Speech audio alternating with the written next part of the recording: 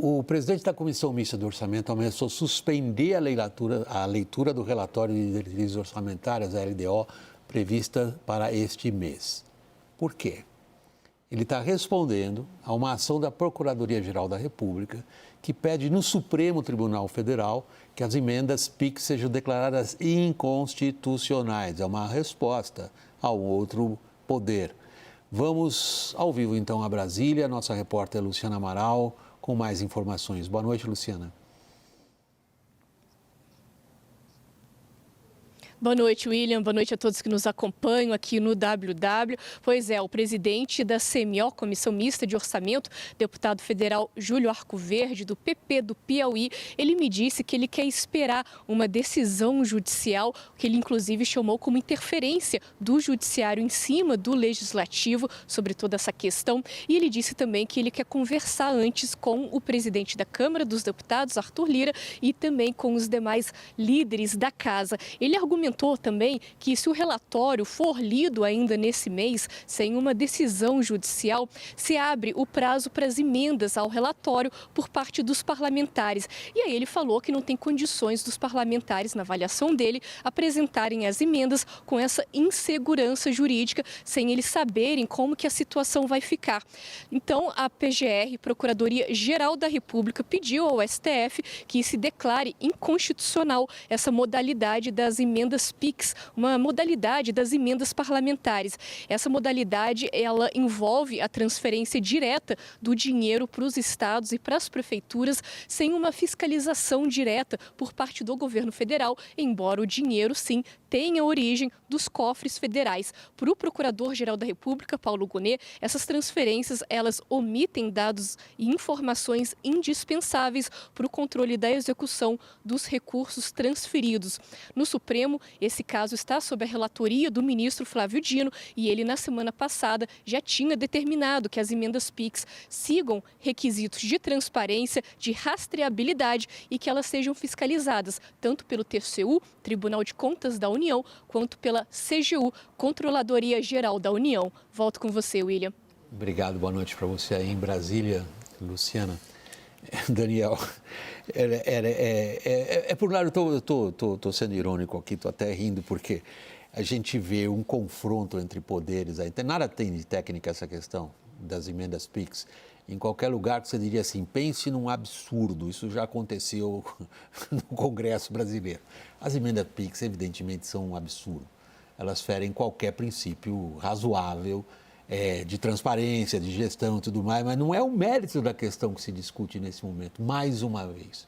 Mas como a gente acabou de ver na reportagem da Luciana, na intervenção dela ali ao vivo, é um confronto. O legislativo se acha pisado pelo judiciário. Só reforçando, emendas PIX são de baixíssima fiscalização e muito mais difíceis de serem controladas do que o orçamento secreto. Então, é hora de botar um ponto final mesmo nas emendas PIX. Agora, só para a gente entender o que significa isso do ponto de vista do parlamentar, do legislativo, por que ele está brigando, William? 10 anos atrás, mais ou menos, eu fui fazer uma reportagem na BR-163, que corta ali, aquela rota do agro que corta todo o Mato Grosso. E aí eu fui conversar, antes de embarcar, eu fui conversar com um senador de Mato Grosso para pedir algumas dicas do caminho que eu ia percorrer. E ele disse, olha, quando você for em Jaciara, em Rondonópolis, no Taguará da Serra, cidades pequenas do Mato Grosso, não é o caso de Rondonópolis, cidades pequenas, conversa com o prefeito, ele é meu chegado, está aqui o número e tal. E quando eu chegava na cidade, dizia que o senador em Brasília tinha me orientado a procurá-lo, o prefeito parava assim, está de portas abertas aqui, o senador manda nesta cidade. Porque está vendo aquela praça ali que você passou? Está vendo a escola? Foi ele que trouxe a partir de emendas. As emendas cumprem esse papel para o senador, para o deputado. O problema é que, para além de um investimento que pode até ser justo, legítimo naquela cidade, elas, além da baixa fiscalização, elas não permitem o menor planejamento centralizado do que é importante, planejar políticas públicas. Então, se o importante, o que falta para o país é saúde, é infraestrutura, é educação, é segurança pública. ficam 513 deputados e 81 senadores privilegiando as suas praças sem nenhuma coordenação e sem nenhuma lógica. Sendo que as emendas parlamentares, que eram 5 bilhões de reais 10 anos atrás, hoje são 50. Então, você tem um orçamento muito menos apertado para a execução do governo e um espaço cada vez maior para o legislativo. Se isso se coloca um ponto final, obviamente gera uma crise, porque para os senadores e deputados é muito importante, mas tem transformado o país num país ingovernável do ponto de vista orçamentário. Não, essa tua observação final bate muito com a minha própria sensação quando eu vejo a política brasileira, Daniel. É uma ideia de fracionamento, de fragmentação é a palavra. De fragmentação. Não há um projeto central, se não há mesmo, muito menos estratégico, nem precisamos perder tempo com isso.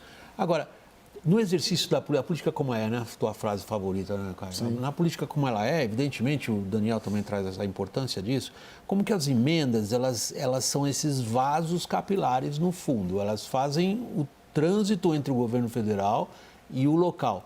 Porém, elas impedem qualquer projeto nacional. Eu não estou aqui apontando para este ou para aquele partido, para aquele governo. Simplesmente nós criamos uma situação na qual vai se sair como agora?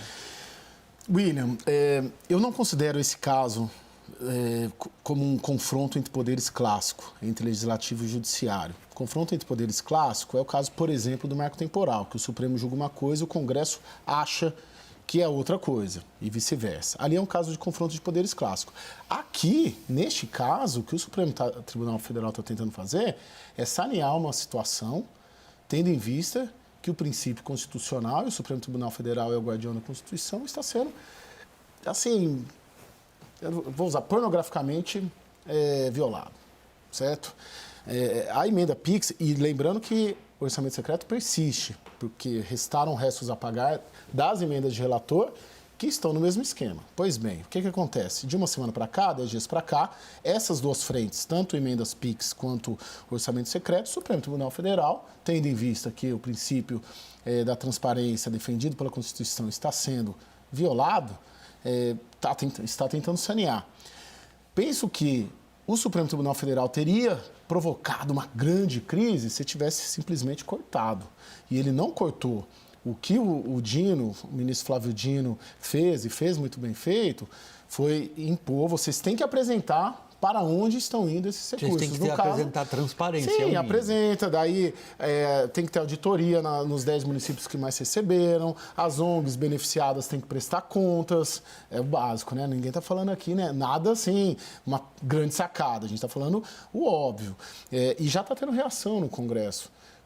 Hoje, né, a partir dessas decisões. O caso das emendas PIX, quem provocou o Supremo Tribunal foi a Associação Brasileira de Jornalismo Investigativo, a Abrage, e aí a ação do PGR, do Paulo Gonet, é justamente porque tem um debate se a Abrage tem competência ou não, pode ou não. Sim, do ponto de vista formal jurídico, peticionar, o que o procurador argumenta é o seguinte, não é uma organização como a dos jornalistas que tem a legitimidade para se dirigir ao Supremo nisso. Então, eu vou encampar. Mas ele encampou, em termos duros. Exatamente. E aí está tendo, assim, uma reação do Congresso neste caso. Para quê? Assim, não tem... o que pode evoluir é algum tipo de acerto político justamente pela transparência. Ninguém está pedindo nada demais para o Congresso Nacional, porque esses recursos eles têm dois efeitos. De um ponto de vista micro, esses recursos esse ano, salvo engano, foram 6,25 bilhões só de emendas PIX. Para quê? Para eleger prefeito, que vai trabalhar daqui a 2 anos para eleger os deputados de novo. Então, é para a engrenagem da política e tem reportagens dos nossos colegas do Estadão. É o fundo eleitoral do B. 800 mil reais, por exemplo, para pagar show. Né? Não tem organização nenhuma. E do ponto de vista de macropolítica, é esse dinheiro que fragiliza o executivo. Não estou nem falando de governo Lula, porque o governo Bolsonaro já era fragilizado, o governo Temer também já era fragilizado, de ter uma organização estratégica de onde vamos colocar os dinheiro público. O Congresso quer destinar emenda, então vamos apresentar uma cesta ali de projetos para vocês, né? Porque senão fica para praça, fica para show, fica para cidade que não precisa, fica ao fim e ao cabo para eleger prefeitos e vereadores trabalharem 2 anos depois para eleger os deputados que estão destinando as emendas para eles, para não entrar em casos de corrupção. Nós vamos estragar o sono da nossa audiência hoje. O quadro é horrível. Ô William, uma fonte me lembrou aqui que a autoria da PEC é da Gleisi Hoffmann, presidente do PT. e a relatoria do Aécio Neves. Então, você vê como a vida é uma ironia, né? Porque... A política como ela é, como diz o Caio. A política como ela é. E assim, a gente está há meses discutindo aqui a fragilidade do orçamento e aí vira isso. Não pode cobrar o Congresso Nacional de ter transparência na alocação do recurso. Então fecha o guichê, fala para o Tesouro Nacional. Turma, vocês já estão ganhando mal, estão querendo fazer greve, né? Estão pressionando o governo porque estão mal remunerados, mal reconhecidos. Então, pelo Congresso Nacional, para que ir trabalhar? Né? Porque se eles podem decidir a execução e a alocação do recurso no Brasil, para que Tesouro Nacional? Olha, desculpa chatear vocês. Até mesmo nós aqui, nós somos contribuintes, cidadãos brasileiros também. A gente acaba descrevendo um quadro que a gente, no fundo, sai daqui do estúdio hoje pensando, Deus do céu, como é que nós vamos sair do tipo de pântano quando a gente se meteu, como sociedade, no fundo. Sim. O que nós estamos vendo, dificilmente a gente pode pôr o dedo na cara desse ou daquele. É uma questão da nossa própria sociedade. Como é que a gente encara o país, aliás, que país que a gente quer, hein?